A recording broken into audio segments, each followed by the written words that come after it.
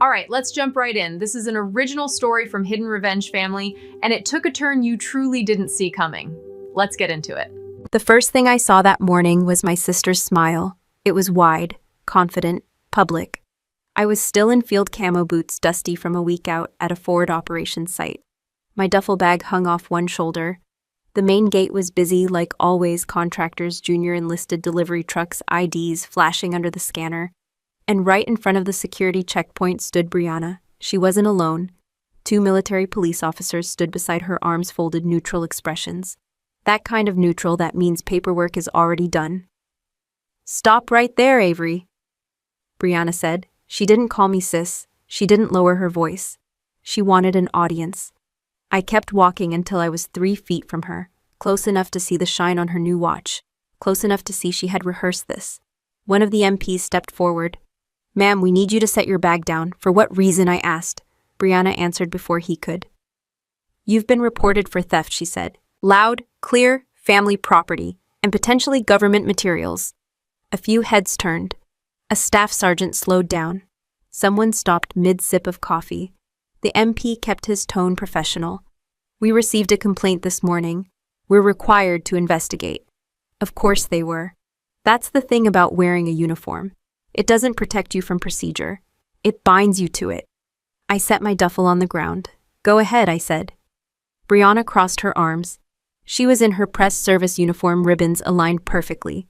Logistics officer, on track for early promotion, the golden child of the family.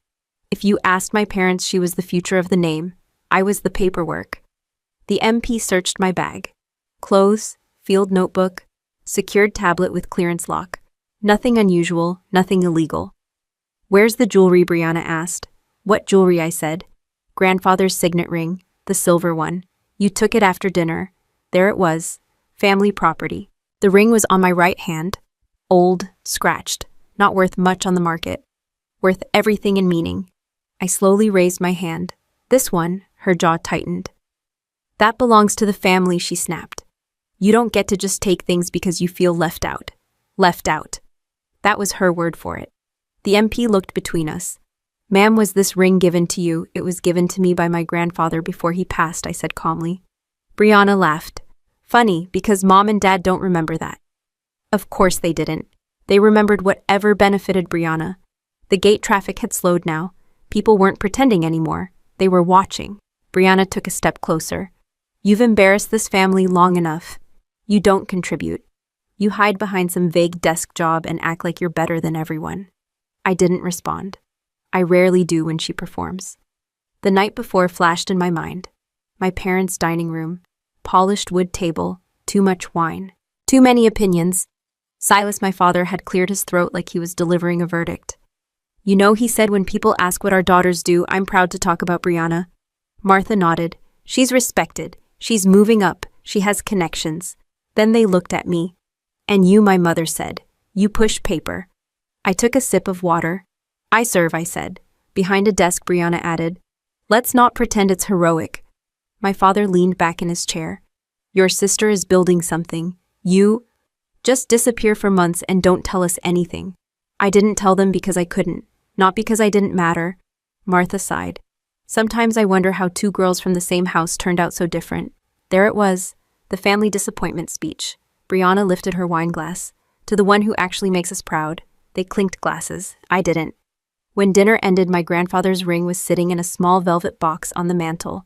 It had been his. He'd given it to me quietly in the hospital 5 years ago. "Not all service is loud," he told me. "Some of it is necessary." I took the ring because it was already mine. Apparently that was theft. Back at the gate, Brianna's voice cut through the morning air. "She's unstable," she told the MPs. "She's always been jealous. We're concerned she might escalate." Unstable. That word travels fast in a military file. I looked directly at the MP. "Are you placing me under detention?" He hesitated. "We're requesting you come with us for questioning." Brianna smiled again. "See, actions have consequences." I studied her face. She believed she was winning. She thought this was about a ring, about image, about keeping me in my place. She had no idea what she had just triggered. But I wasn't going to show that. I bent down, picked up my duffel, and handed it back to the MP. Lead the way, I said. As we started walking toward the security office, Brianna fell in beside us. You could have just signed the paperwork, she whispered. It didn't have to be public. What paperwork? The MP asked. She smiled at him like she hadn't said anything. I stayed quiet. The paperwork she meant was waiting at my parents' house, a document transferring my share of our grandfather's estate to Brianna, for the sake of her career stability, because apparently my existence was a liability. We reached the security building. Right before I stepped inside, I glanced back at the gate. Dozens of eyes, whispers already forming. That's the thing about public humiliation. It spreads faster than truth. I adjusted the ring on my finger. Cold metal, familiar weight. Brianna thought she was exposing a fraud. She had no idea she was standing in front of someone who had spent 5 years documenting fraud for a living. But I kept my face neutral, because in my line of work, the first rule is simple. Never interrupt someone while they're building the case against themselves. Let me ask you something. Have you ever been the most underestimated person in the room, dismissed as irrelevant, weak, or replaceable, while quietly carrying responsibilities no one else could handle?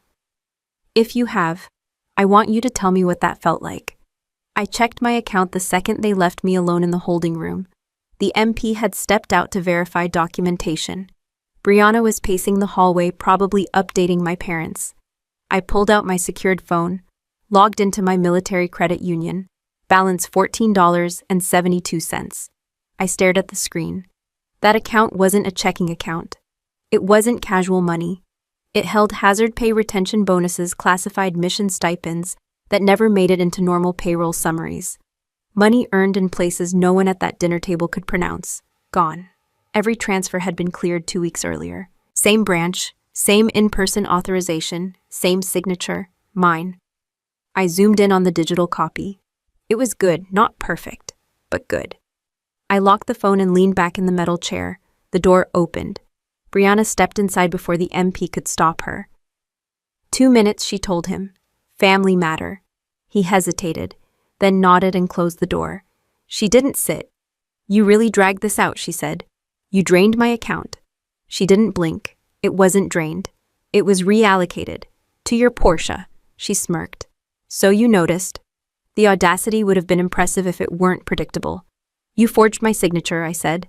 I adapted it, she corrected. You're never around. Someone has to make executive decisions. It's a federal offense. She waved that away. Relax. It's family money. It's my military compensation. She crossed her arms.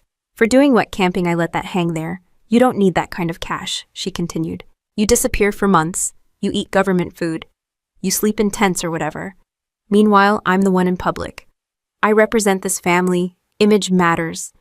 Image optics, she said. Promotion boards look at lifestyle, stability, presence. I can't show up to base events driving a used sedan while my sister hoards money she doesn't even use. I almost laughed.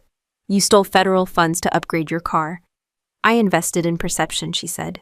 There's a difference. No, there isn't. She stepped closer, lowered her voice. Mom and Dad agreed. That part didn't surprise me. They said you owe the family, she continued. You've always been distant, uncooperative. You don't network. You don't show up. You make us look divided. I make you uncomfortable. You make us look small. There it was. The truth always slips out eventually. The door opened again. This time both my parents walked in. Silas looked irritated. Martha looked dramatic. Oh good, my mother said. We can settle this like adults. Silas placed a folder on the table in front of me. We didn't want it to come to this, he said. That's interesting, I replied. Because none of this looks accidental, Martha sighed. Your sister is on the verge of a major promotion. She can't have scandal. She forged my signature. For the good of the family. Silas snapped. Stop being so rigid. I opened the folder. Property transfer documents. Grandfather's house. My half signed over to Brianna. This is not about the ring, I said. No, Martha replied. It's about contribution. I contributed 5 years of classified service. You push paper, she said again. Let's not exaggerate. I closed the folder. You drained my account, I said calmly. Now you want my inheritance. Silas leaned forward. You don't need the house. You're never home. That's not your decision. It is if you care about this family. Brianna stepped beside him. Sign it, she said softly. and I'll drop the complaint. I looked at her. So this was leverage. It's negotiation. No, I said. It's extortion, Martha's voice sharpened. Don't use ugly words. They're accurate. Silas tapped the folder. You've embarrassed us long enough with your secretive nonsense. Brianna is visible. She's respected. She's advancing. We need unity. You need control. We need cooperation. They all stared at me like I was the unreasonable one. I thought about the Porsche, about the forged signature, about the transfer logs. Brianna had done this in person, which meant surveillance footage, bank officer testimony, digital entry records. She had left fingerprints everywhere. You really think this won't catch up to you? I asked. She smiled. Who's going to push it? You with what credibility? You're the one under investigation. Silas nodded. The complaint stands unless this is resolved. I leaned back in the chair. They believed the narrative. Desk job. Invisible. Replaceable. They thought my silence was weakness. They mistook clearance for irrelevance. I won't sign, I said. Martha's face hardened. Then we proceed. Proceed with what? With formal reporting, Silas said. If necessary, we raise concerns about your mental fitness. Your behavior has been erratic for years. Erratic. Because I didn't overshare. Because I didn't brag. Because I didn't ask permission. Brianna tilted her head. You could have just supported me. By financing your fraud. By understanding strategy. I stood up. The MP outside shifted when he heard the chair move. This conversation is over, I said. Silas pointed at me. You are choosing isolation. No, I replied. I'm choosing accuracy. Martha's voice dropped to something colder. Don't expect us to protect you when this escalates. I looked at all three of them. They weren't worried about right or wrong. They were worried about exposure. And exposure doesn't scare honest people.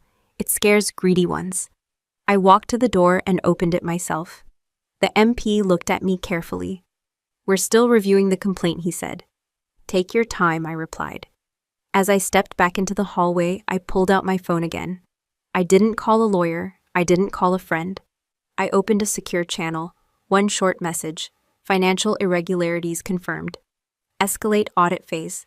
I hit send. Because when someone steals from you, you can react emotionally, or you can document. And I've always preferred documentation. I installed the camera the night I moved into that on-base apartment. Small, legal, registered under my clearance authority. People assume surveillance is paranoia. It's not. It's pattern recognition. I came back from a briefing 2 days after the bank confrontation and noticed something subtle. My closet door wasn't aligned the way I leave it. Most people wouldn't catch that. I did. I don't toss my gear. I don't shuffle my duffel. Everything has a position. Field habits don't disappear. I locked the door behind me and stood still. Silence. No visible disturbance. No forced entry, but the air felt wrong. I opened my laptop and accessed the internal camera feed. Fast forward. There she was. Brianna, using the spare key my parents insisted I give her for emergencies. She entered confidently, no hesitation. She knew I wasn't home.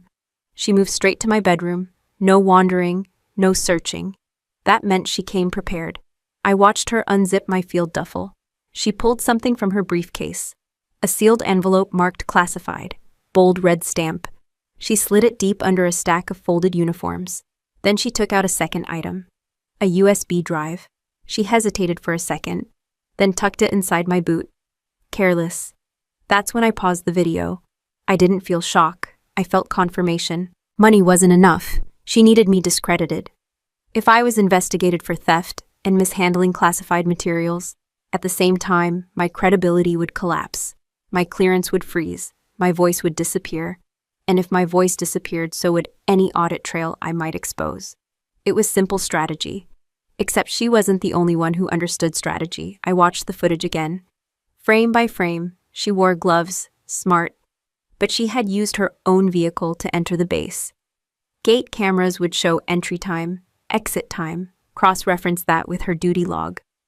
Logistics officers don't usually take random midday breaks to visit their sister's apartment. Patterns leave footprints. I closed the laptop and walked to the closet. I didn't touch the bag. Instead, I pulled out my phone. Secure line. 3 words. Package confirmed active. A pause. Then the reply. Proceed documentation. I waited. Timing matters. If I reported it immediately, it would look reactive. If I waited too long, it could escalate. The next morning, I let it unfold.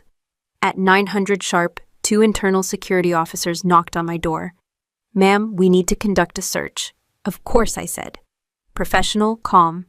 One of them read the authorization. Suspicion of unauthorized possession of classified materials. I stepped aside. "Feel free." They searched methodically. When they reached the duffel, one officer stopped. "Ma'am, are you aware this bag contains restricted documents?" "I am not." He pulled out the envelope, red stamp facing up. The second officer found the USB in my boot. He looked uncomfortable. "This is serious." "Yes," I said. "It is. They didn't cuff me. They escorted me. There's a difference." Inside the compliance office, the atmosphere shifted. Cold, formal. An investigator placed the envelope on the table. "Explain," I said. "But first, I'd like you to review something." He raised an eyebrow. I slid my laptop forward and played the footage. Brianna entering, Brianna placing the envelope. Clear timestamp, clear face, clear intent. The room went quiet. The investigator leaned back slowly. "How long has this been recorded since move-in?" I replied. "You suspected this. I document anomalies." He stared at the screen again. "Do not contact anyone," he said firmly. "We'll handle this internally." "I understand." But I had already contacted someone, because this wasn't just about a planted envelope. Brianna didn't have clearance to handle those specific documents, which meant she accessed them through someone else, or she fabricated them. Both options were worse. That afternoon I walked past the motor pool, and I saw it. Black Porsche, temporary plates, still shining like it hadn't learned regret yet. Brianna stood beside it with 2 junior officers, laughing, confident. She spotted me. Her smile tightened. "They didn't arrest you?" she asked. "Not today." She stepped closer. "You're persistent, I'll give you that. You should give back my money instead." She smirked. "Prove it." I held her gaze. "I will." She leaned in slightly. "You think anyone's going to believe you over me? I manage supply chains for 3 operational units. You process reports." I almost corrected her. Almost. Instead I said, "Keep talking. What's that supposed to mean?" "It means you're comfortable." She scoffed. "You're not a threat, Avery." That was the most honest thing she'd ever said to me, because she truly believed it. That night I initiated phase 2. Encrypted call, single phrase, inventory mismatch expanding. Response audit team mobilized. This wasn't about revenge, it was about exposure. Brianna's access logs would be pulled, her financial disclosures examined, procurement authorizations reviewed, luxury purchases cross-checked against salary. Logistics is a beautiful system. Every item has a trail: fuel, equipment, contracts. Money leaves fingerprints, and people who grow arrogant stop wiping them. 2 days later, rumors started moving faster than official memos. Supply discrepancies, delayed shipments, unexplained vendor approvals. I didn't have to push. The machine was already turning. Brianna cornered me near the administrative building. "What did you do?" she demanded. "Nothing," I said truthfully. Yet. Her eyes flickered. "Fear looks different on confident people. It's subtle. You're playing a dangerous game," she whispered. "No," I replied. "You are." She straightened her jacket. "You think you're smarter than everyone." "No," I said. "I think I'm patient." She walked away stiffly. I watched her get into the Porsche, watched her drive off. She still believed this was sibling rivalry. It wasn't. It was audit season, and she had just submitted herself for review. I watched my parents walk across the base parking lot like they owned it. Civilians don't move that confidently on military ground unless they think they have leverage. My mother wore sunglasses too large for her face. My father carried the same leather folder from before. Brianna followed behind them, expression calm, like this was a scheduled business meeting. It almost made me laugh. They didn't ask to meet in private. They asked to meet at the main gate, public, symbolic, visible. I agreed immediately. That surprised them. They thought I would resist. Instead, I picked the time, 1500 hours, shift change, maximum traffic. If they wanted an audience, I wasn't going to deny them one. They cornered me outside the administrative building first. Silas didn't waste time. "This is spiraling," he said. "No," I replied. "It's clarifying." Martha lowered her voice. "We are trying to protect you." "From what? From yourself?" That line again. Brianna stayed quiet this time, Watching, measuring, Silas opened the folder and showed me a printed draft email. Addressed to Base Command. Subject line, concern regarding officer mental stability. I read it without reacting. It was detailed, calculated, allegations of paranoia, social withdrawal, erratic accusations against family, financial delusions. They had rehearsed this narrative. If you don't sign the property transfer, Silas said calmly, this goes to your commanding officer. That would be a false report. It would be a concern, Martha corrected. You accused me of theft, I said. Now you're accusing me of instability. You've been secretive for years, she replied. Disappearing, refusing to explain yourself. That's not normal. Operational security, I said. Or imagination, Brianna added quietly. I looked at her. She avoided my eyes. Interesting. Silas stepped closer. You are not untouchable, Avery.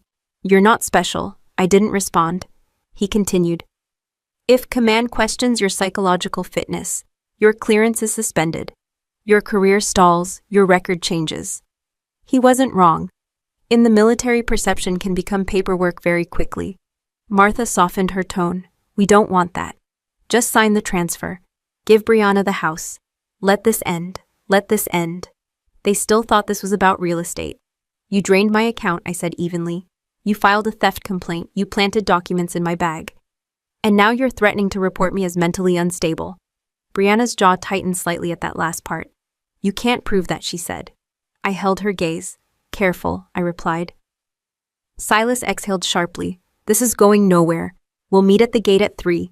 Bring the signed documents, or we proceed. He closed the folder. They walked away. I checked my watch.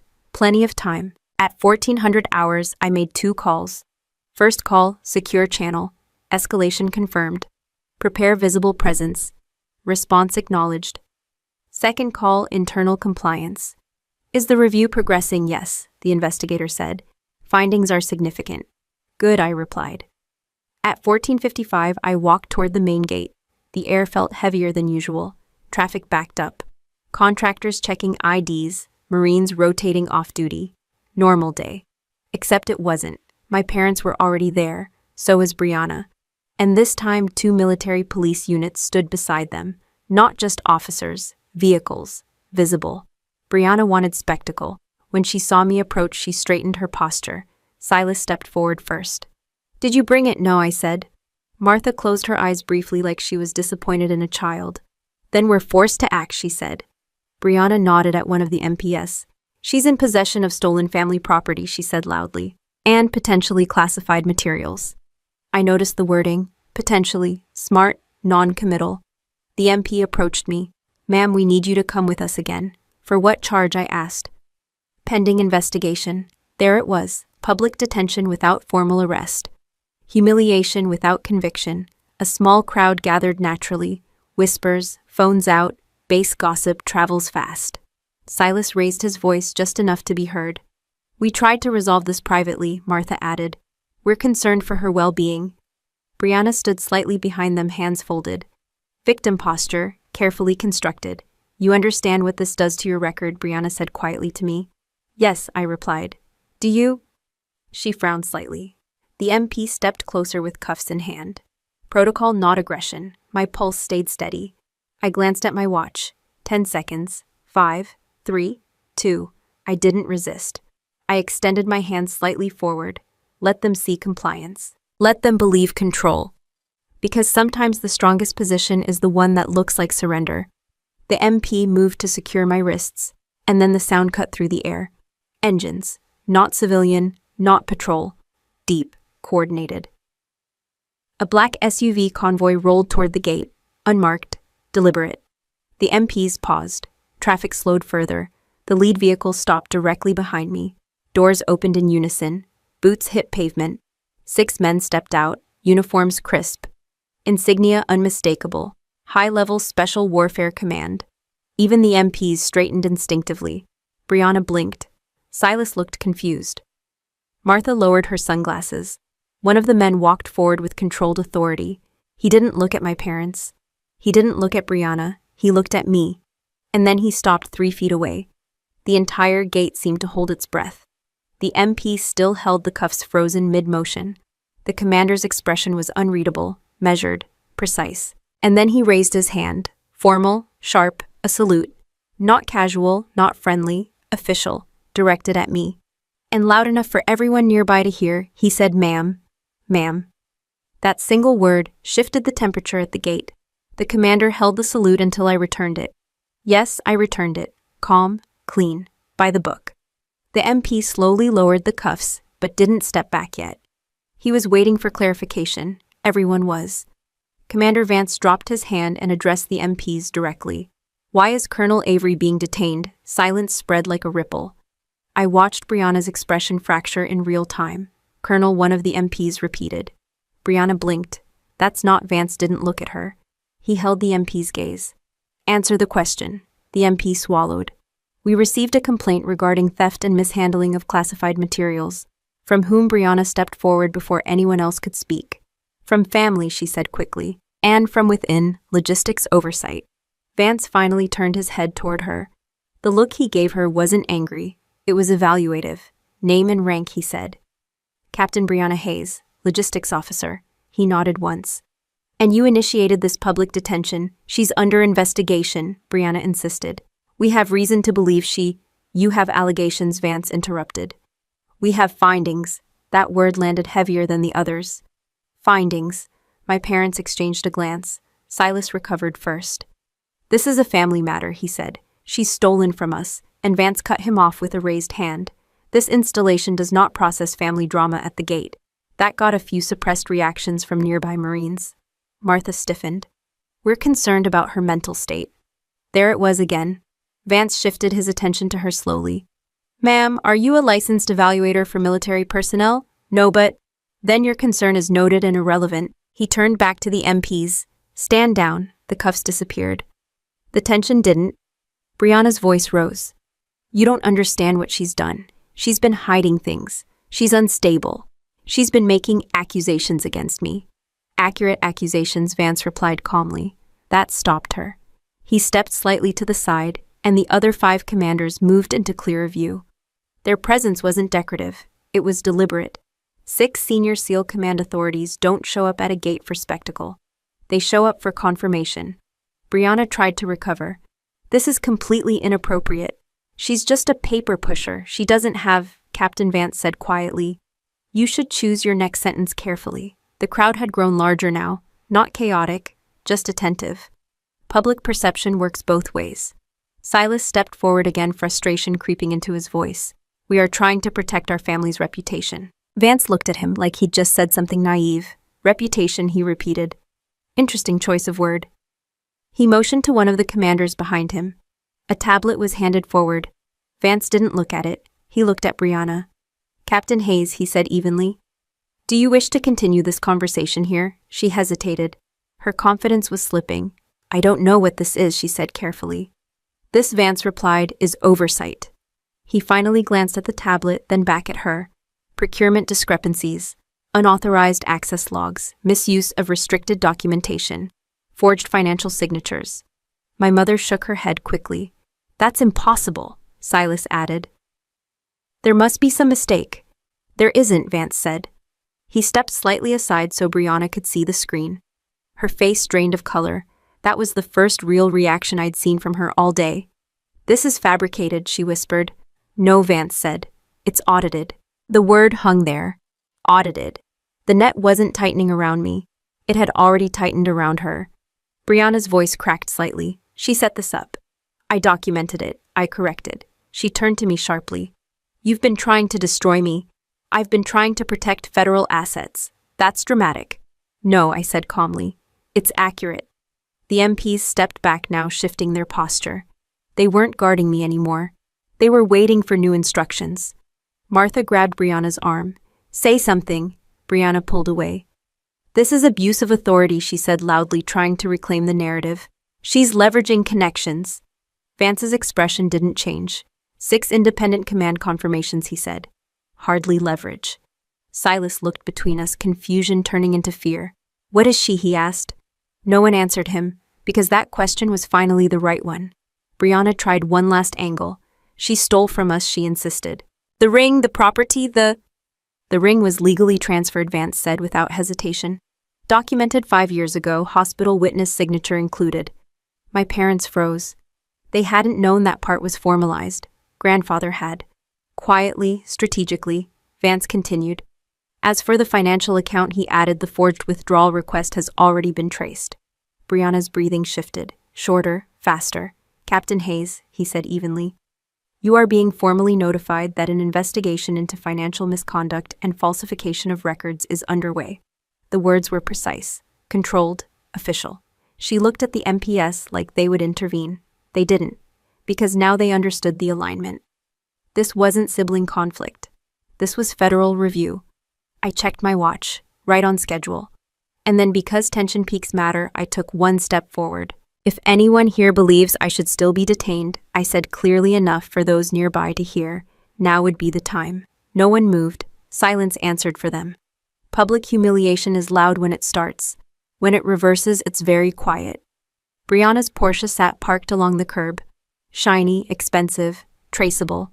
The illusion was collapsing in layers. And she finally realized something critical.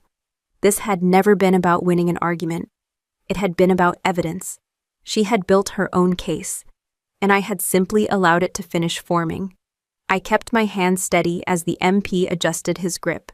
For a split second, it looked like the cuffs might still close. Procedure has momentum. Once it starts, it doesn't like to stop. Then Commander Vance stepped fully into position beside me, not behind, beside. That detail mattered. He turned slightly so the crowd could see both of us clearly. Optics. He understood them as well as Brianna thought she did. His voice carried without effort. Colonel Avery Hayes, he said, formal and sharp. Your submitted report regarding financial misconduct within Logistics Command has been verified. There it was, title, rank, confirmation, spoken in front of half the installation. The MP immediately removed his hand from my wrist. I didn't move. Vance continued louder now. All supporting documentation has been cross-validated through independent audit channels.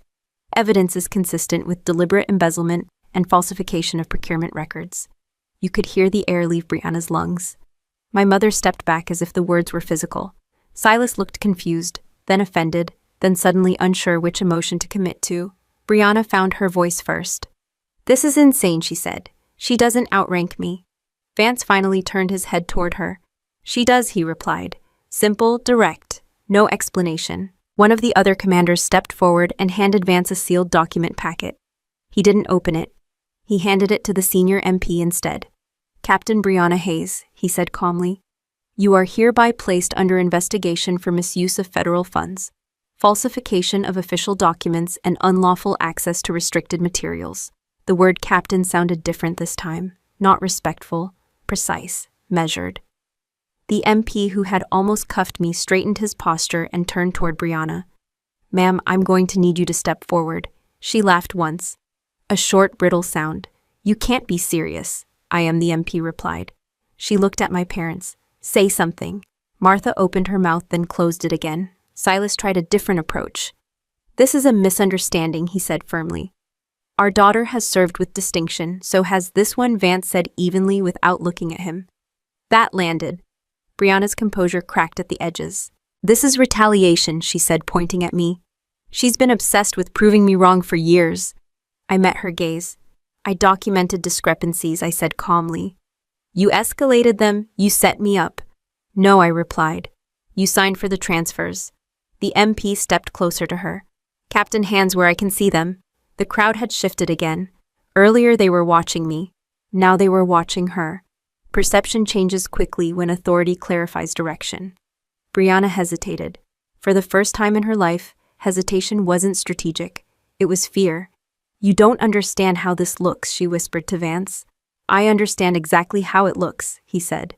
Another commander spoke for the first time. 5-year pattern, he said. Incremental fund diversion, vendor padding, personal asset inflation inconsistent with salary. Every word was surgical. Brianna's Porsche sat 30 feet away, still shining, still visible, still traceable. My mother's voice trembled now. Avery, she said softly. Fix this. I didn't respond, because this wasn't mine to fix. It was theirs to face.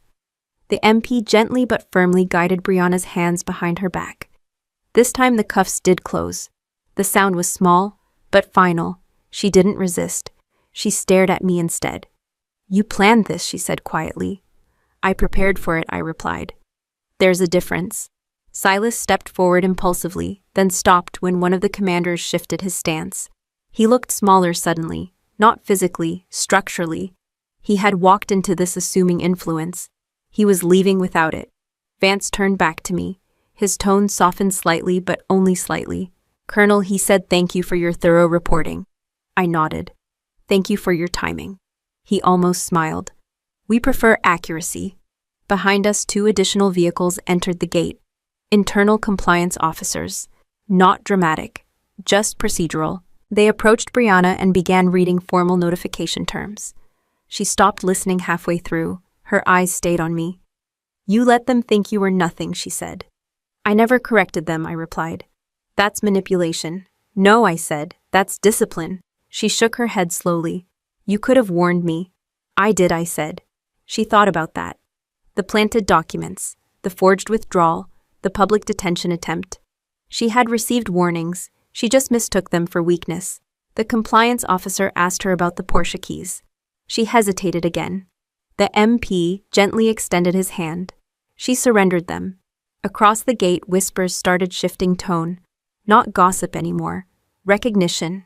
6 SEAL commanders don't salute someone casually. They don't show up for theatrics. They show up for impact. My father finally looked directly at me. Colonel, he repeated as if testing the word. Yes, I said. You never told us. You never asked the right questions. Martha removed her sunglasses completely now. Her eyes were red. Not from grief, from exposure. Vance stepped slightly closer to me. We'll need you for formal briefing in 30 minutes, he said. I'll be ready. He nodded once, then he stepped back. Not in front of me, behind me. Support position, visible, deliberate. The MPS escorted Brianna toward the vehicle. Her posture remained straight, but the confidence was gone. As she passed me, she leaned slightly in my direction. You ruined everything, she whispered. I didn't lower my voice. No, I said. You did. The door of the MP vehicle closed. And just like that, the spectacle ended. No shouting, no chaos, just consequences. The gate resumed movement slowly. Traffic restarted. Conversations shifted. And for the first time all week, I wasn't the center of suspicion. I was the source of confirmation. Vance glanced at his watch. On schedule, he said quietly. I adjusted the ring on my finger. Cold metal, steady weight. And finally, the balance had shifted exactly where it belonged. I walked straight from the gate to the secure briefing room. No pause, no victory lap, just work. The 6 commanders followed along with 2 compliance officers and a legal representative from JAG. The door sealed behind us. Soundproof. Cleared. Commander Vance took the seat across from me. For the record, he said, state your role. I placed my tablet on the table but didn't turn it on yet. Colonel Avery Hayes, I said. Senior Financial Crimes Investigator, Department of Defense. Assigned to Joint Special Operations Financial Oversight for the past 5 years. The legal officer nodded and began typing. Vance leaned back slightly. Clarify scope. I track irregular procurement patterns tied to operational units, I said. I identify internal diversion of funds, contractor inflation, black market resupply leakage, and embedded fraud networks that compromise mission readiness. One of the other commanders added quietly, She finds the leak before the boat sinks. I didn't react to that. Flattery isn't part of my job description, Vance continued. Duration of current investigation. 21 months active review, I replied. 5-year data baseline. And Captain Brianna Hayes flagged 14 months ago, I said. Escalated to priority review after cross-unit discrepancies aligned with personal asset inflation.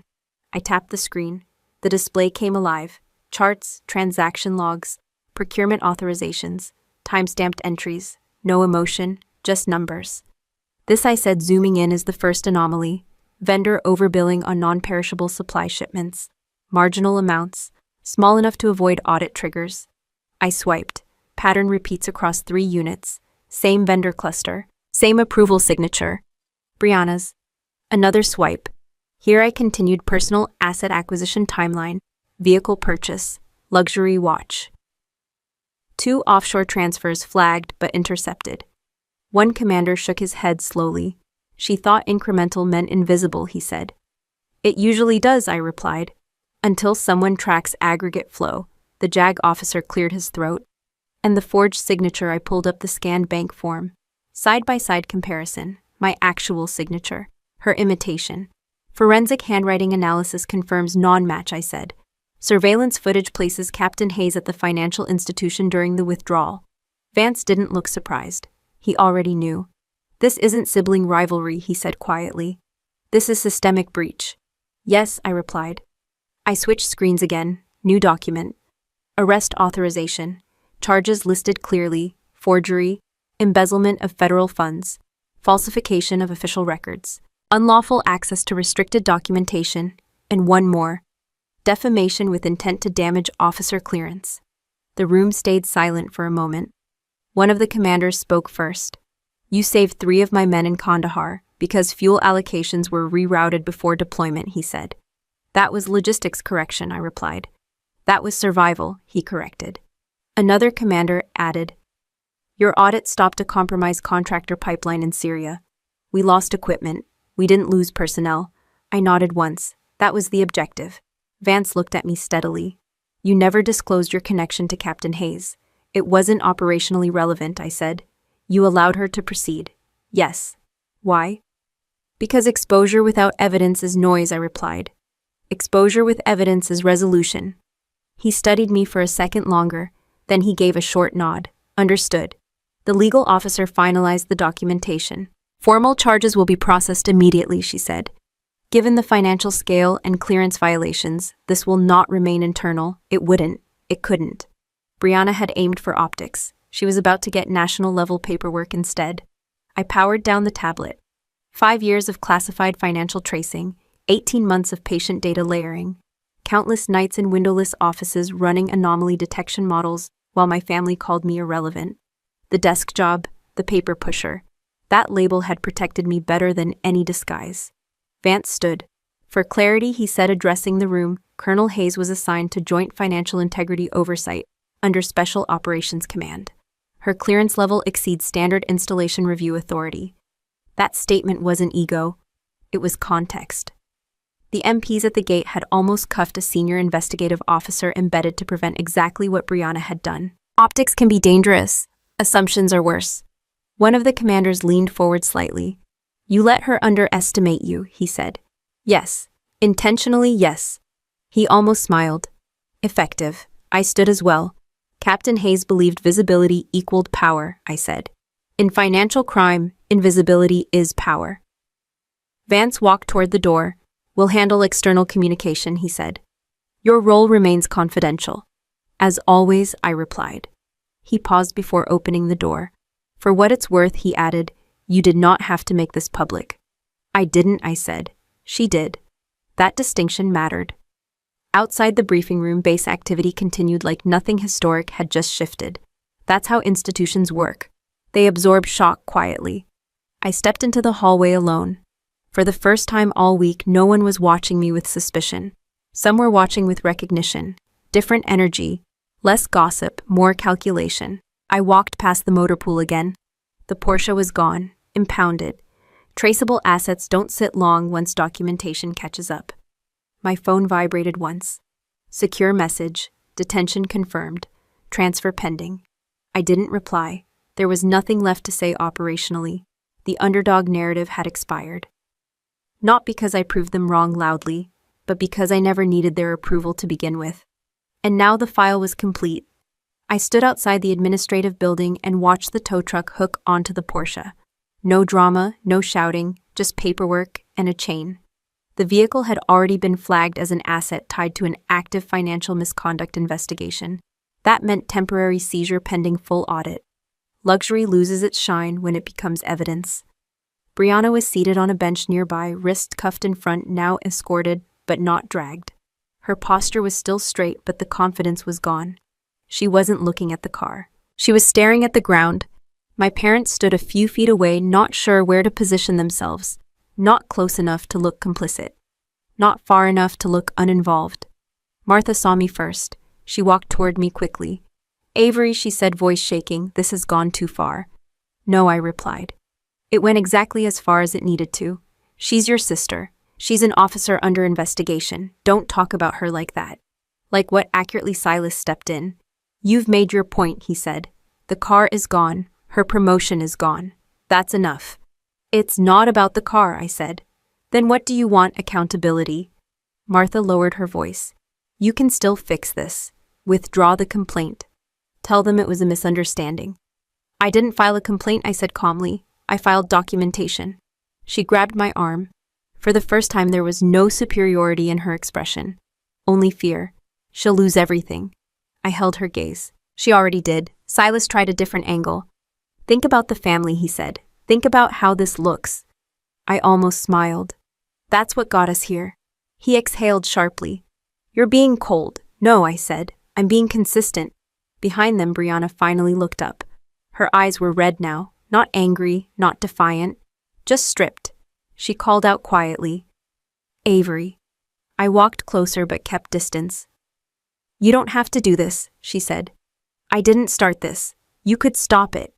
I shook my head once. That's not how federal investigations work. You could influence it. I won't, she swallowed. You're enjoying this. That assumption again. No, I said. I'm finishing it. Martha stepped forward urgently. Please, she said. We're your parents. I reached into my pocket and pulled out my phone. Since we're talking about family, I said calmly, let's talk about honesty. I opened an audio file, date stamped. 3 weeks earlier, my mother's voice filled the space between us. Christmas would be better without her, the recording said clearly. She makes everything tense. It's exhausting pretending she matters. The silence afterward was heavier than anything that had happened at the gate. Martha's face drained of color. That was private, she whispered. No, I said. That was accurate. Silas looked at her, then at me. You recorded us, I document patterns. Brianna closed her eyes briefly. That was a bad night, Martha said quickly. I was emotional. You were honest, I replied. Silas tried again. Families say things. Families also choose things, I said. I turned off the recording. You chose image over integrity, I continued. You chose promotion over principle. You chose silence when she forged my name. Martha's voice cracked. We thought you wouldn't fight back. I didn't, I said. I investigated. The compliance officers approached Brianna. Transfer vehicle ready, one of them said. She stood slowly. The cuffs were removed and replaced with transport restraints. Procedure, no theatrics. Before she was escorted away, she looked at me one last time. What happens to the house, she asked quietly. Straight to assets, even now. I held up the folder I had brought with me. Grandfather's property has already been reassigned. Silas stiffened. Reassigned to who? To a veterans rehabilitation fund, I said. Structured trust, irrevocable. Martha blinked. You can't just give away family property. It was my legal share, I replied. And now it supports wounded service members.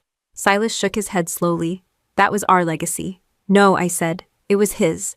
And my grandfather had valued service over status. Brianna's shoulders dropped slightly. So we get nothing, she asked. You had everything, I replied. You misused it. The transport vehicle door opened. She stepped inside without another word. The door closed. And just like that, the illusion collapsed completely. No luxury car, no pending promotion, no narrative control, just documentation. My parents stood there smaller than I had ever seen them. What do we tell people? Martha asked quietly. The truth, I said. Silas looked at the base behind me. They won't protect her. No, I said. They protect the mission. And you? He asked. I protect the numbers. They didn't understand that answer. They didn't need to. The tow truck pulled away with the Porsche. The transport vehicle exited through a secondary gate. Traffic resumed. Normalcy is quick to return once spectacle ends. Martha removed her sunglasses again. You've cut us off, she said. No, I replied. You did. They had measured worth and visibility. They had mistaken silence for weakness.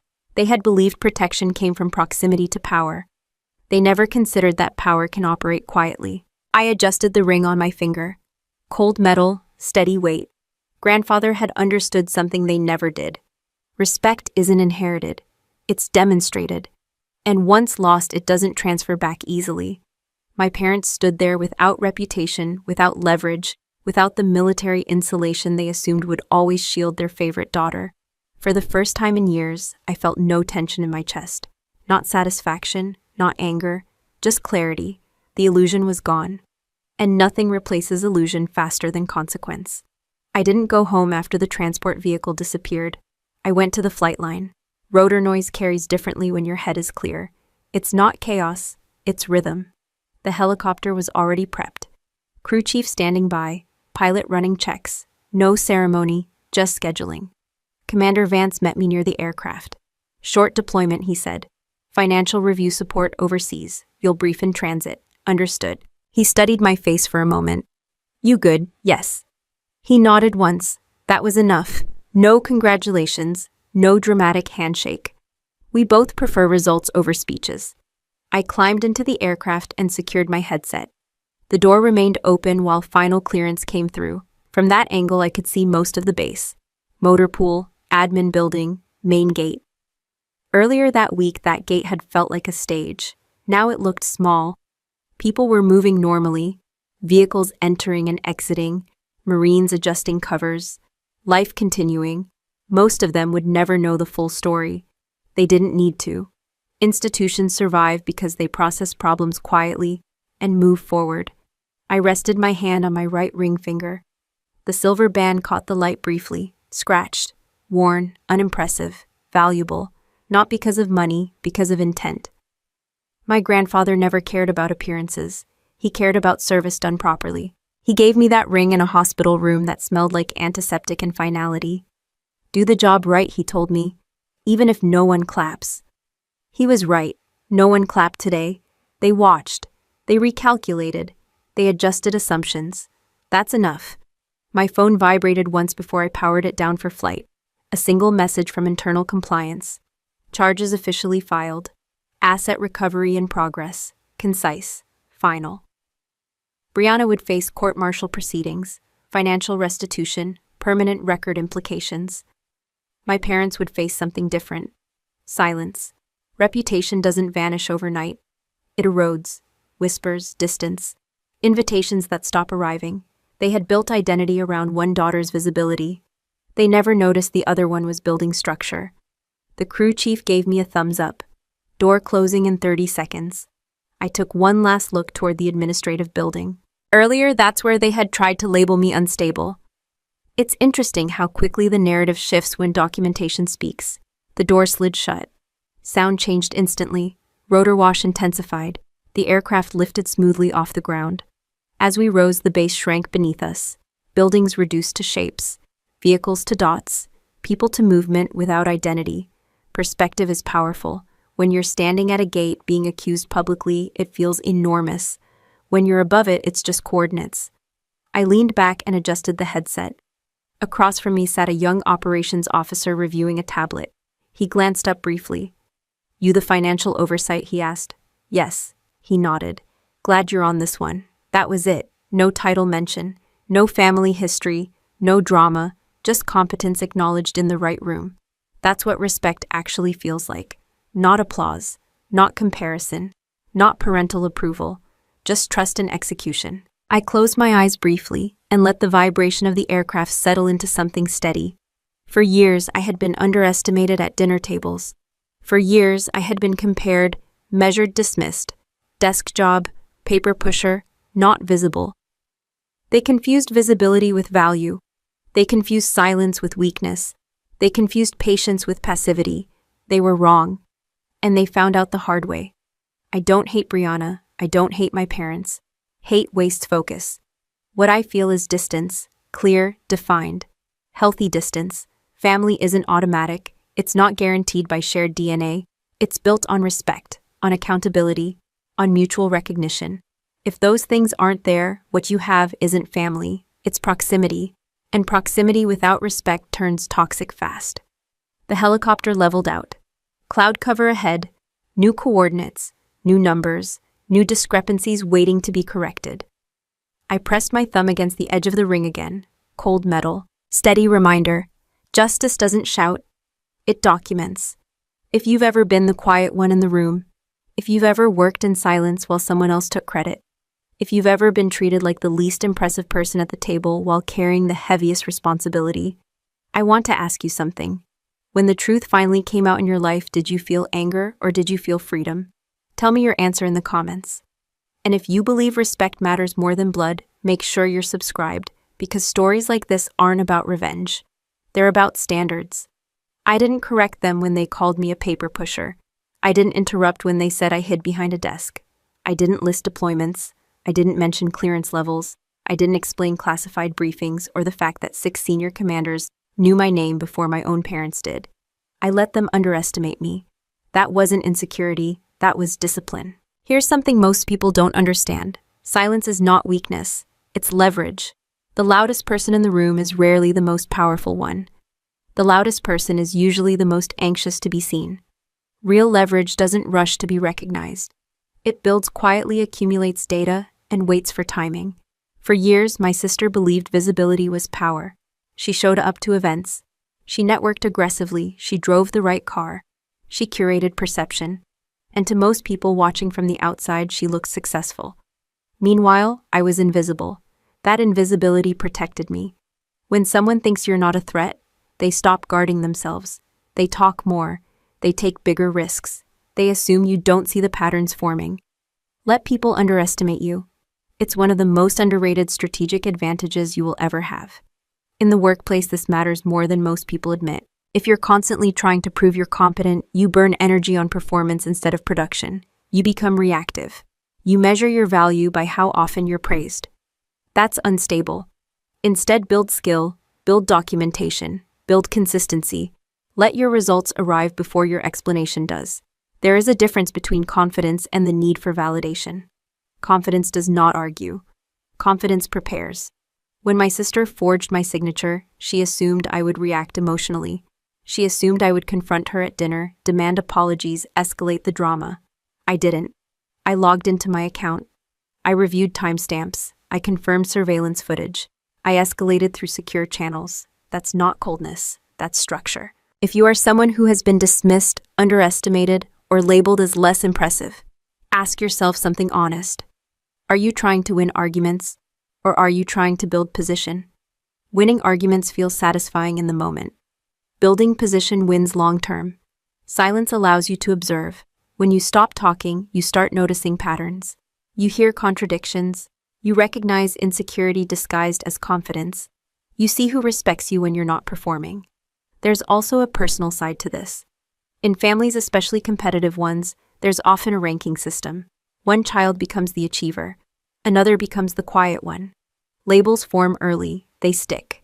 And once you accept a label publicly, people stop updating their perception.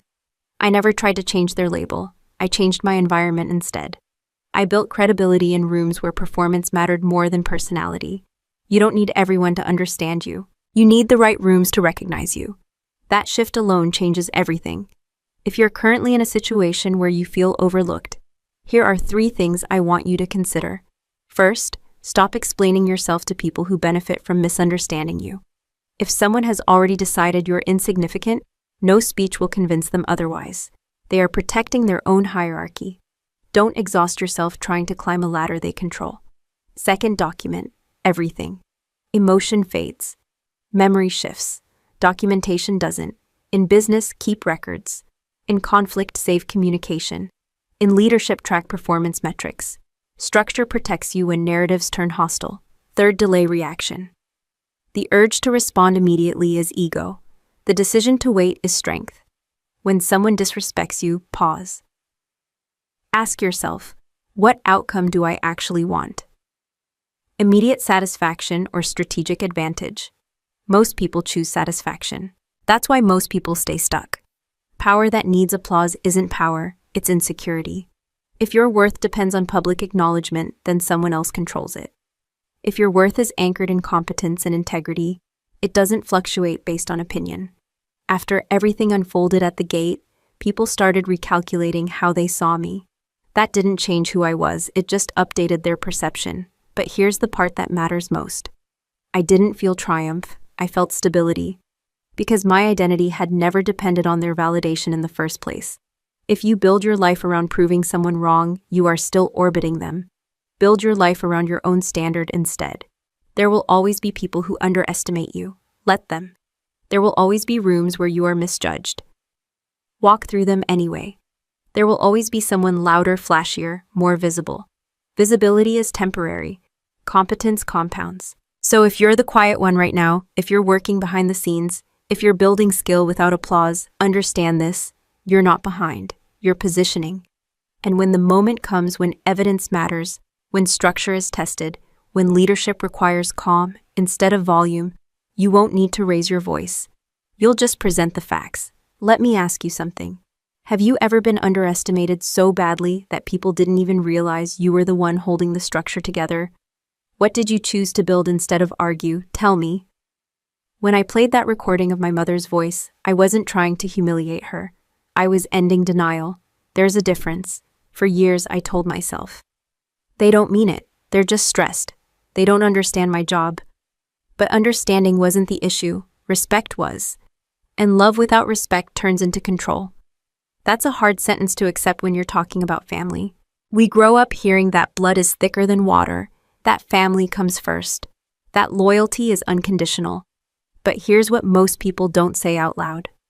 Unconditional loyalty without accountability becomes permission for abuse. My parents didn't wake up one morning and decide to betray me. They justified small things first. She's sensitive. She's distant. She doesn't contribute the same way. Then they justified bigger things. She should help her sister. She doesn't need that money. She's overreacting.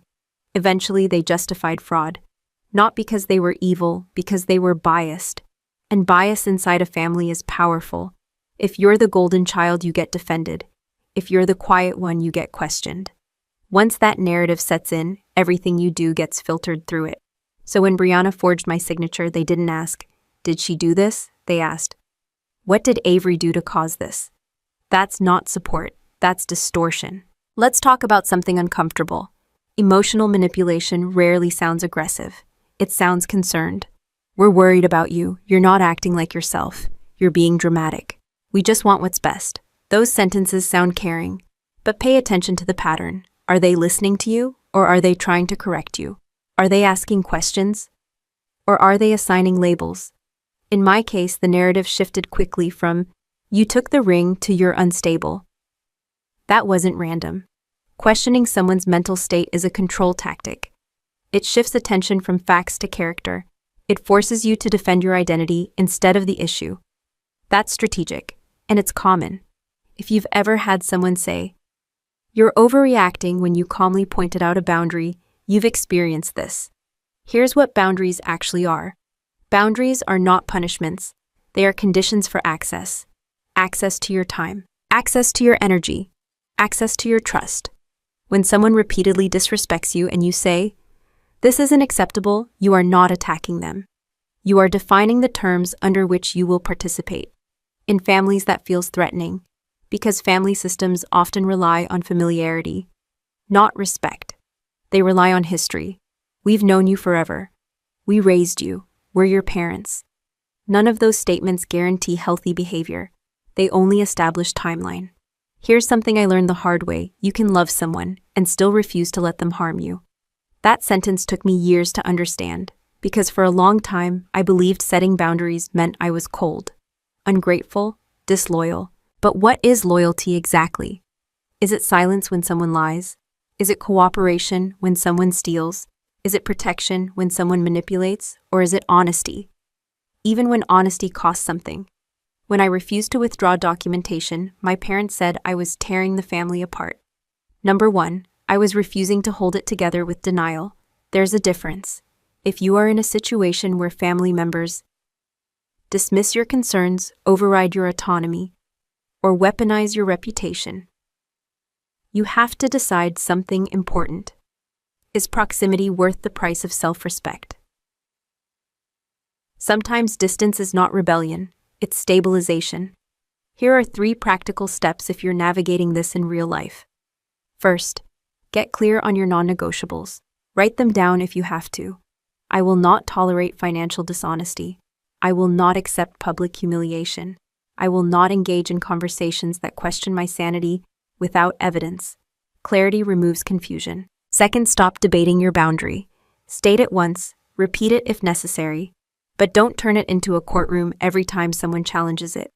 Boundaries are not arguments, they're policies. Third, accept that some relationships will shift.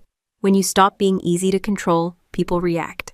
They may call you selfish. They may say you've changed. You have. You stopped absorbing damage quietly. That's growth. After everything happened, my parents asked, "What do we tell people?" That question revealed everything. They weren't asking how to repair trust. They were asking how to manage perception. Perception was always their priority. Mine is integrity. Family is not defined by shared last names. It's defined by shared standards. If someone repeatedly violates those standards and expects forgiveness without correction, that's not love. That's entitlement. And entitlement doesn't improve without consequence. If you're watching this and you're struggling with a family dynamic that drains you, I want you to hear this clearly. You are not required to tolerate disrespect to prove you're a good son, daughter, sister, or brother. You are allowed to require accountability. You are allowed to say no. You are allowed to walk away from conversations that distort reality. And you are allowed to build a life where respect is mutual, not conditional. Let me ask you something honest. Have you ever stayed silent in your own family just to keep the peace, even when that silence cost you self-respect? If you did what finally made you change, when everything settled, people expected me to feel victorious. They expected celebration. They expected anger. I felt none of that. What I felt was quiet. That's how you know the difference between revenge and justice. Revenge is emotional. Justice is structured. Revenge wants someone to hurt. Justice wants the record corrected. If I had wanted revenge, I could have exposed Brianna publicly months earlier.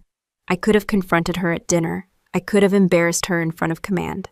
That would have felt satisfying for about 10 minutes. Then it would have collapsed into noise. Instead, I built a case. Revenge reacts. Justice prepares. There's a lesson here that goes beyond family drama. When someone betrays you, your first instinct is to respond immediately, to clear your name, to call them out, to demand acknowledgement. That instinct is ego. It's human, but it's rarely strategic. The moment you react emotionally, you surrender control of timing, and timing is everything. When my sister forged my signature, I didn't confront her that night. I didn't send an angry message. I didn't gather the family and demand an apology. I stabilized. That's step 1, stabilize. Before you respond to betrayal, regulate yourself. Calm doesn't mean passive. It means controlled. You cannot make strategic decisions while triggered. Step 2, document. Emotion fades. Facts don't. In professional settings, save emails, screenshot messages. Keep transaction records. Track patterns. In personal settings, notice behavior trends. Notice repeated excuses.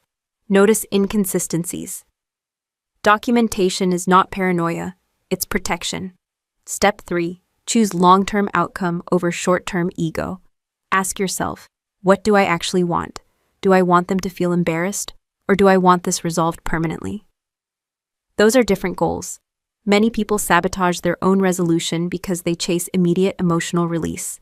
They send the angry text. They post the vague social media message. They escalate in public.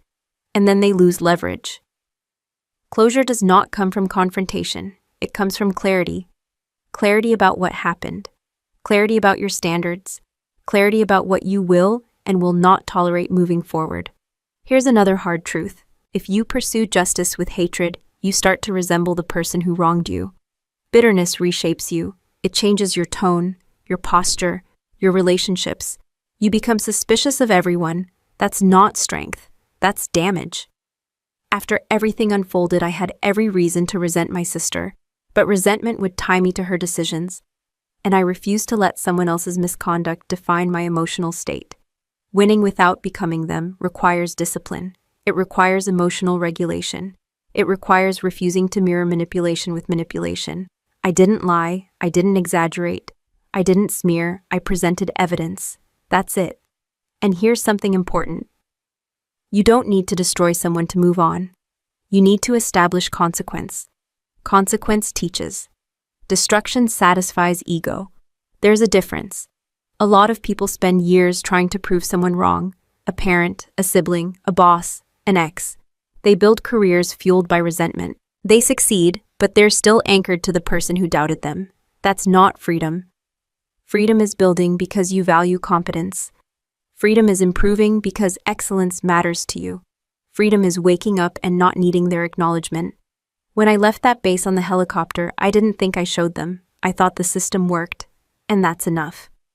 If you're in the middle of a conflict right now at work, in your family, in a relationship, ask yourself 3 questions. First, am I reacting or am I structuring? Second, am I trying to win emotionally or resolve strategically? Third, if this ends tomorrow, who will I have become in the process?